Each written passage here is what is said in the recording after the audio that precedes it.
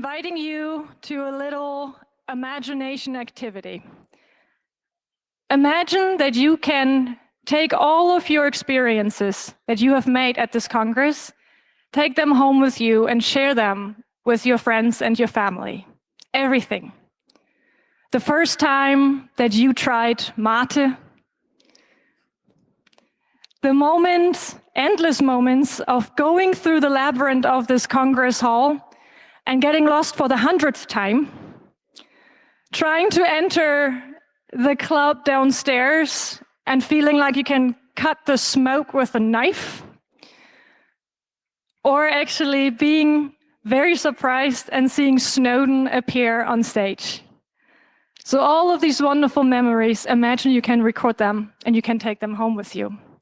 Today, this kind of recording activity or possibility is actually possible to make. There's technology that could theoretically record everything 24/7. Kai Kunze will give us an overview of sensual and actual actuation technology, and he will tell us what the future holds for AR and VR. He has brought with him some experiences, some projects that are actually happening right now, and will give us an overview of how we are already pushing the boundaries today of human sharing experience. Kai is a researcher in wearable computing, in AR and VR, and really cool, he's also a founding member of the Japanese Superhuman Sports Society. Thanks. Is this on? And with further ado, Kai Kunze. Enjoy. Is the mic on? Yeah, okay. Thanks a lot for the great introduction. And yeah, thanks a lot also for waking up so early in the morning to come and join the talk. It's always a special occasion for me to talk at the Chaos Communication Congress. And I hope then for the next 30 minutes or so on, I won't be wasting your time. So the talk will be about, kind of from superhuman sports to amplifying human senses. And as the introduction said already, we are in the year 0 of consumer available VR devices. So Oculus, the Vive, and also the Sony VR system and the cheaper cardboard variants like Google Cardboard and so on. And we are on the brink of getting consumer level AR. And, already my grandparents have HoloLens. So, in this case, I always like to include pictures of my grandparents because they are awesome. They always try out any type of technology I give them, and they provide valuable feedback. However, I have to start with a big disclaimer, and I will disappoint you, especially regarding the great introduction I got for the talk. Please don't trust me, especially about predictions. I was working 15 years now in the wearable computing field, and around 2004, I thought, today we would run around like this. And I see a lot of you when you're kind of wearing your head-mounted displays and having your one-handed keyboard. Nobody. Oh, damn it. So I'm really, really bad with predictions, and that was me at the time. One-handed keyboard, Cubic. This is a belt-integrated computer from ETH. At the time, you have to remember, we didn't have smartphones, so we had to carry our computing somewhere else. And then, seriously, a couple of years back, I also thought this would be a thing. So Google Glass and this type of stuff. So don't trust me about predictions, and don't trust me on what's coming next. However, for this talk, you might wonder, why did you get up so early in the morning then? What I will do today is I will talk a little bit about a hot topic in Japan right now, and that's superhuman sports. The idea for superhuman sports is to use technology to enhance human abilities over, what we usually can do. And because, we are in Japan, we, of course, founded a society. So since 1.5 years, we have the Superhuman Sports Society. Disclaimer, as said in the introduction, I'm one of the society members. And also so originally the idea came from Inami Sensei and Rekimoto Sensei. and Nakamura. I usually don't like name dropping, but especially if you're interested in human augmentation and human-computer interaction, check out all the works from Inami and Rekimoto and also follow them closely because they're two of my personal heroes. And then, we have the society now. We're trying to expand it internationally. So since a couple of months, we're working with TU Delft, the Sports Engineering Institute. And I don't want to bore you longer. However, I just want to highlight one person in the advisory board, and that's Robert Riener, because Robert kind of saved 2016 for me. Because, it started all with Bowie and so on, and then Brexit and Trump. But Robert organized the Cyberthlon in Zurich. I just wondered, how many of you heard about the Cyberthlon? Oh, okay, a couple. Whoa, nice. Has anybody been there? Oh, yeah, even great. Cool, my kind of audience. Awesome. So in this case, this was an international competition for disabled competitors using bionic assistive technology, so exoskeletons and so on. And that was just great, and it's in the terms of what I want to talk to you about today. But what I want to talk to you about today is then Superhuman Sports, and I kind of selected these type of topics, so augmenting our body, augmenting the playing field, augmenting training and cheering, and I will show you a couple of examples from researchers in the society. So first, going over to augmenting our body, there's a lot of work also mechanically that's not so interesting for us computer scientists. However, it looks cool, so I included it. One is a company called Skeletonics. They manufacture these exoskeletons. They are completely moved by muscle movement, so nothing IT here, but still cool. And then another thing is the bubble jumper. That's an idea that came out of a hackathon we organized at KO, and we started, with first sketches and so on. But the important part also for our hackathons is you have to demo, you have to implement. It should be playing. Ah, yeah. So you see the combination of bubble ball and skyrunner, and to make a very safe and nice sport.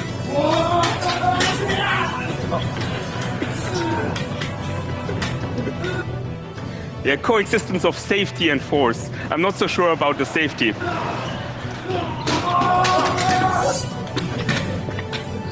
And now, getting over this to something a little bit more serious, spider vision. This is now work from Inami Sensei, and in this case, this is really about extending the human field of view. And it's very, very simple. They use the DK1, and they have two cameras, one in front, one in the back, and they overlay the two video feeds on top of each other, like you will see right here. And the interesting part is, at the beginning, it looks really terrible, but after 2 or 3 minutes using this, you can really separate the two images, and you can even read or do other things. So, then you can be environmentally aware. The only trouble is, and that's something you see here, because you're wearing a head-mounted display still, a VR set, there's an offset from the camera to your actual eyes, so it's very hard to interact with your environment. But that's kind of initial work where we want to get at. The next work I want to show you is the Synesthesia Suit. That's a full-body haptic feedback suit made by Mizoguchi and Minamisawa Sensei, two of my colleagues at KO Media Design. And this was first done to promote Rest. That's a VR game for the PlayStation. And what it gives you see it here on the right side, is it has a haptic feedback vibrators, 24 on the whole body. So you can get a touch feeling on your whole body. And the idea Mizoguchi-sensei wants to do with this is he wants to give you simultaneously visual as well as auditory and haptic and touch feedback to put you in some kind of trance state. And if you try, rest with this suit, it's quite an experience, actually. So you get, visual, auditory, and touch feedback at the same time.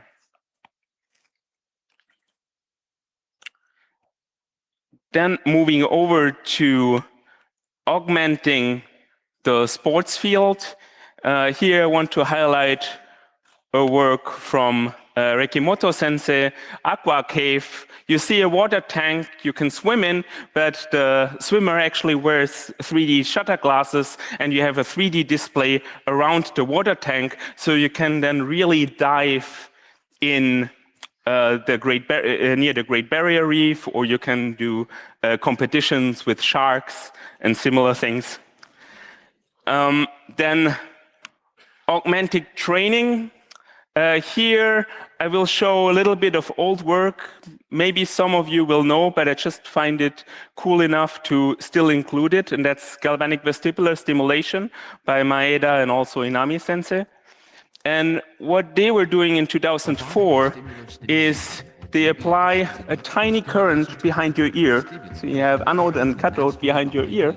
And what happens if you apply this tiny current is you're messing with your equilibrium, with your sense of equilibrium. So you will tend towards the anode if you do that.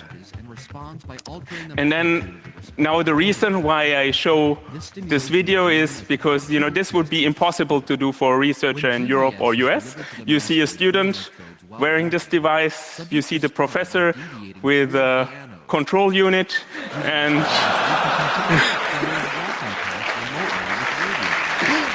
he can steer the person just left and right. And I have to say, I tried it. It's it's not safe to try out. We don't know about long-term effects.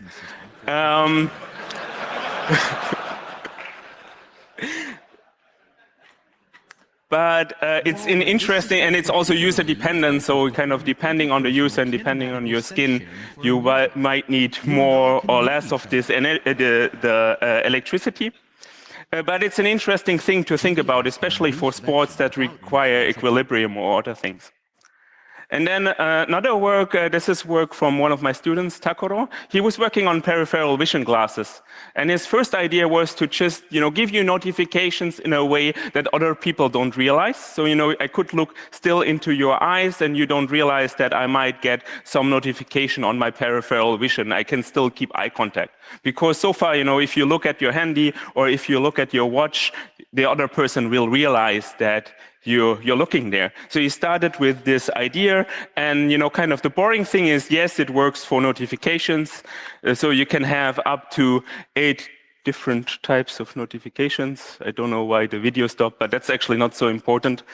You can have 8 different types of notifications. The other person cannot see that you're getting them. However, what he really wants to do, and here we get to the interesting part, is he wants to try to influence movement over your peripheral vision.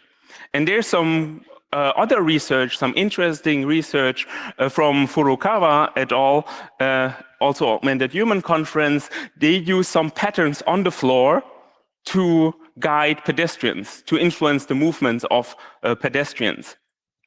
And then Takuro wondered if it's possible using then also peripheral vision glasses. And this is a first test. This is partly unpublished, but I thought I want to share it with you. So in this case, what he's using is he's using some lines that move along this way, and he lets people walk. And guess what happens if you let the lines move faster? Yeah, I heard. So people will move slower, so walk slower. So it's already possible to maybe use it to influence speed, and the next thing he wants to try is also try to influence direction. So the next thing then is augmenting watch and cheer.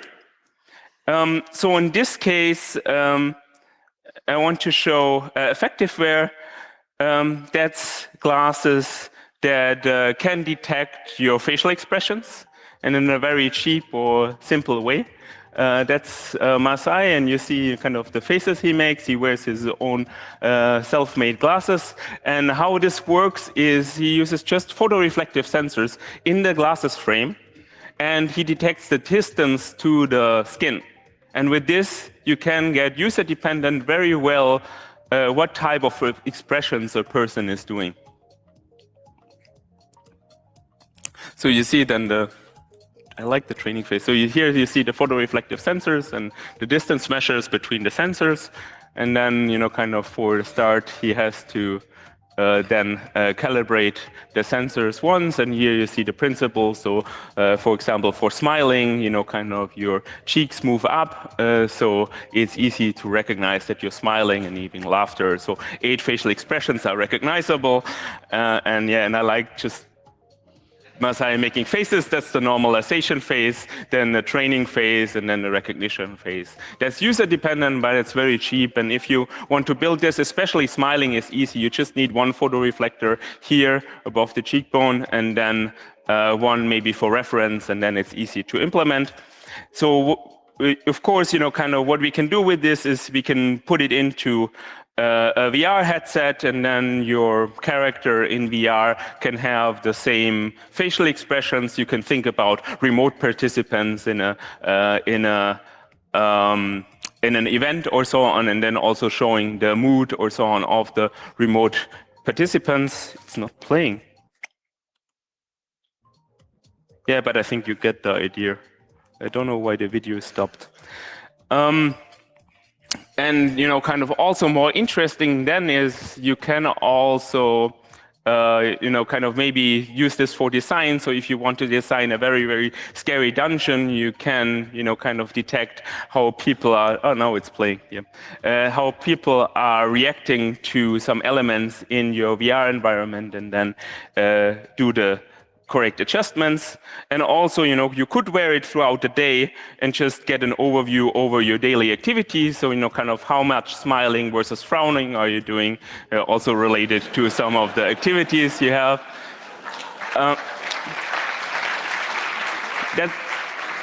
That's interesting, and that's in line with some work also from Reikimoto Sensei, who did the happiness counter. So here the idea is he uses smile as an interaction modality.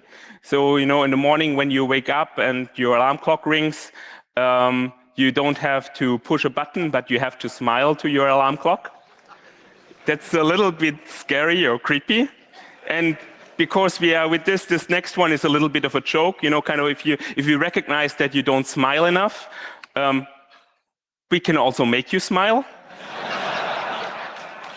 So this is now, Junichi's smile is now activated over the electrodes. As I said, this is a little bit a joke. I don't recommend anybody, or I hope nobody will make these type of technologies in future. But here the interesting part is students were playing with EMS, and we recognized one of the main, most of the nerves to control our face actually come over from this side of the face. So what you can do is if you put electrodes on different parts here, you can actually activate different muscles. The students wanted to get smiling working, but first when they tried it on me, my eye was blinking and other things. You can also do eye blink. And then, this is a little bit on the joke side, as I said before. However, if you want to have references for more serious electric muscle stimulation work, I refer you to Max Pfeiffer and also Pedro Lopez. They also have a kit out, so 2 references to URLs if you want to build it your own, or if you want to build your own EMS. And also their source code for all of their papers is, I think, out there on Bitbucket and GitHub. And this is also just cool, cruise control for pedestrians, and also a muscle plotter, so using your body as output for a computer.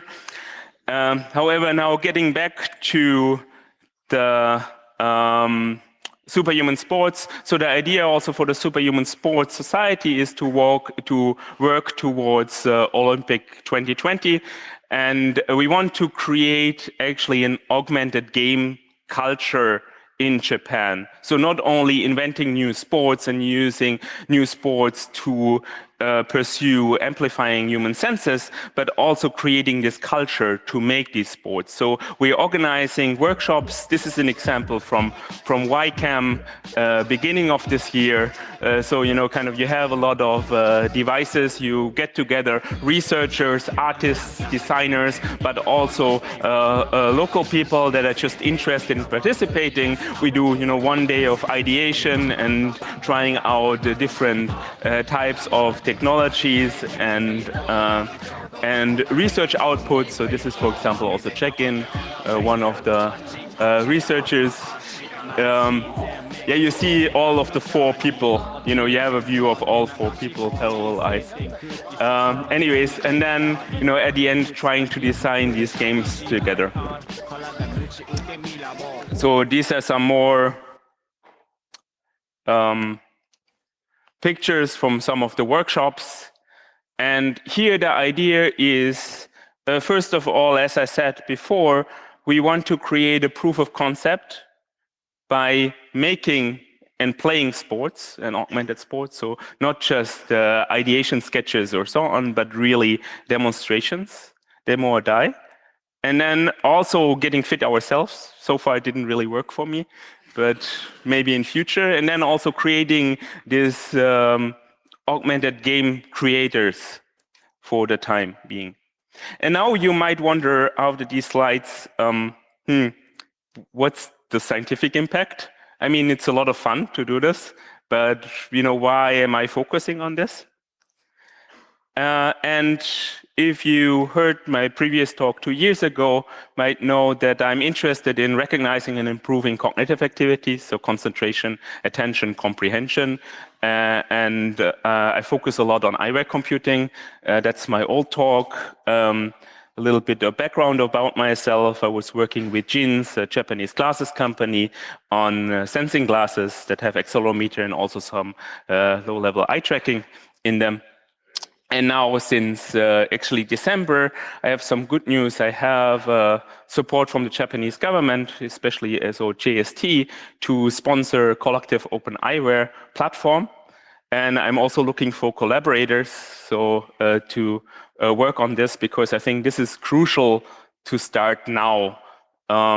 Because I don't want to end up in a situation that we have today with our mobile phones, that we have just more or less, or that most people just have 2 providers, 2 big companies that tell you what you are able to run on your mobile phones. And I think eyewear, for me, believe it or not, because my track record is not so good predicting the future. However, I think eyewear is the next stepping stone. It's the next thing, and I really want to have an open eyewear platform out there. So that's the background from myself. And I think, for me, the Superhuman Sports is a great testing ground for these type of technologies, and then really not only doing sensing, but also really trying to amplify human senses. In this case, I have to hurry a bit because I'm behind time and I want to still show a demo.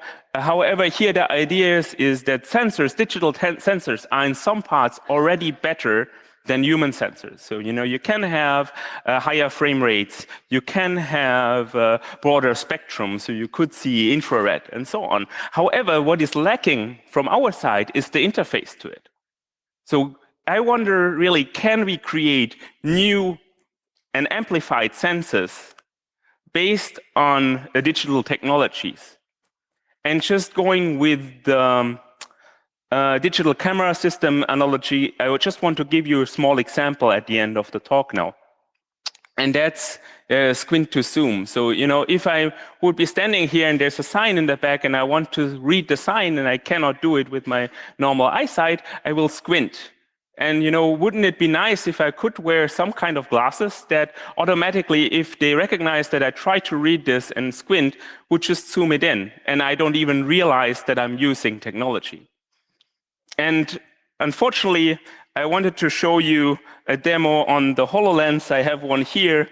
However, I didn't manage to get this working on the Hololens.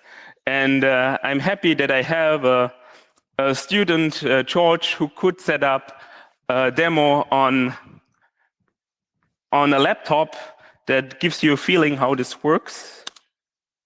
So can you switch?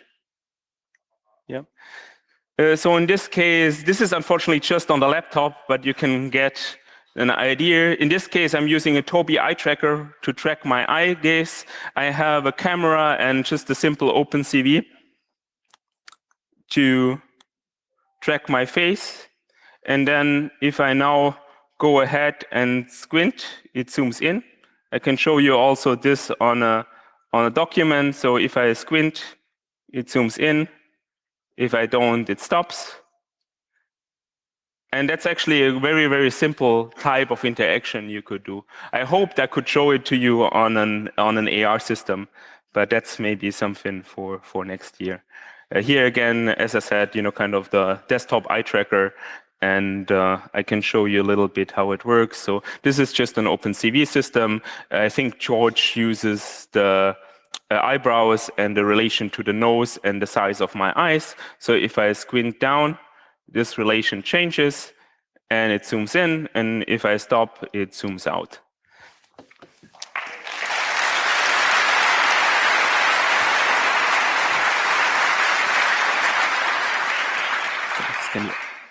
Yeah, so this just should give you a small idea of what I'm trying to create or what I want to create.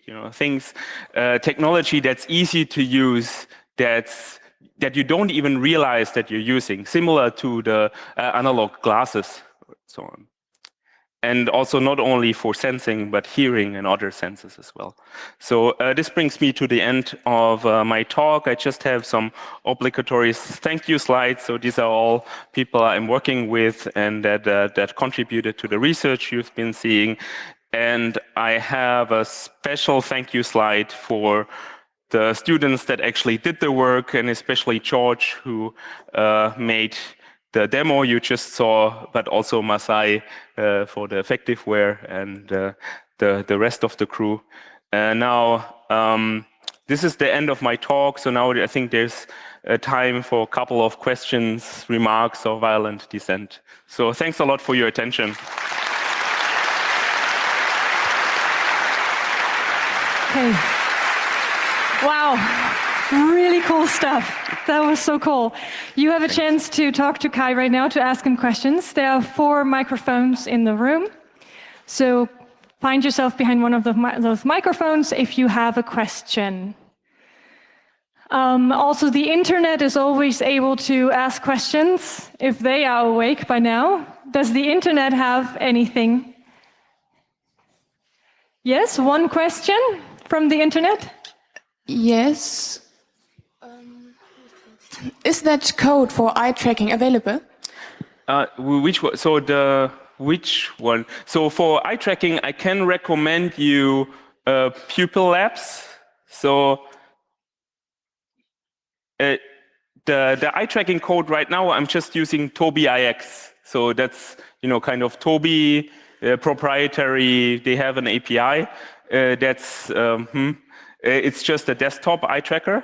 However, if you want to have a mobile eye tracker, I would recommend you the Pupil Labs. That's an open source eye tracker. They just keep the latest revision of their hardware closed source.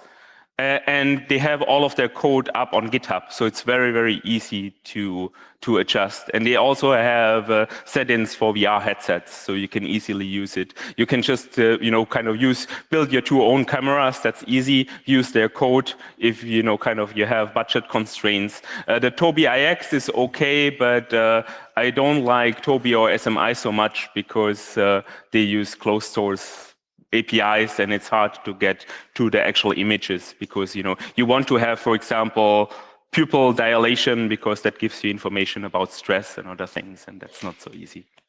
Great. Actually, let's go to microphone number 6, please. Okay. So I have just a quick question about how open you are to be able to collaborate with different universities from around the world to use your technology in research. I work in the affective sciences department in the University of Geneva, and we actually use a lot of motion tracking. This eye movement tracking would be super interesting for our affective science research, especially as well our facial expressions. We use that a lot. So affective eyewear would also be interesting. So you've discussed how to use it for like opening up possibilities in the real world and actually enhancing everyone as a general population, but how open are you to using it for research as well? Yeah, very open. I mean, that's also the reason why I give the talk. I mean, now finally I get also a little bit of money to fund this from the Japan side, and I really want to find people that want to collaborate on this side. And I think, kind of, especially seeing how Silicon Valley now also invests in eyewear, and I think the next thing we will see is eye trackers in VR and so on, and how close those systems are. I would really like to, have this collaboration. So just try to catch me afterwards, or just send me also a mail. Would love to keep in touch. Great, thanks. You. And microphone number 2, please. Well, thank you. Amazing talk. How important do you think will be the combination of external signals like squinting or looking at something and internal signals, so like directly measuring the brain waves or with an EKG? Do you think that it's important to combine those, or? It's important to combine those. I started looking into a lot of the EEG signals and so on when I started this work, but it's very hard to get into your skull. So EEG, also brain-computer interfaces, I think, will take a while to work. And you also have this trouble of the signal processing is relatively hard. And because I'm lazy, I started with the eyes. And the eyes give you actually already a lot of information you want to get from the brain. I like to think about combinations. So for some things, we're already working with also EEG. And I think it's crucial to find the right type of sensing so that it works throughout the everyday life. I think one example was also GINS, and now with the JST project, what we're really trying to do is find simple sensors to give you some information about your brain activities and so on. And I think it's really a combination of multiple sensors. And I think, as I said, the eye is very, very interesting. Yeah, thanks. We have time for one more brief question. Number 4, please. When I was wearing an AR glasses, my brain messed the distance to objects. So I couldn't grasp anything. It just wasn't there where I expected it. Yeah. Is there any chance this problem will go away? This depends highly on the lens. So there's still this problem. It's also in VR. I mean, VR has this trouble with the perception view. I think you will have always this issue. I found AR, so the HoloLens, quite good for this. But here the problem is also you cannot grasp something because the distance to the object is too far. So I'm still wondering, I haven't seen something that's really, kind of graspable in VR where you have the right distances or so on. I think either your brain has to get used to it, which I think it does after a while. It gets the distance measurements correct, or we have to employ some other tricks to do that. What you can do for that, I'm not so sure. Thank you. Great. And Thanks. with that, we're at the end of the talk. Thank you so much, Kai. Please help me thank Kai Kunze.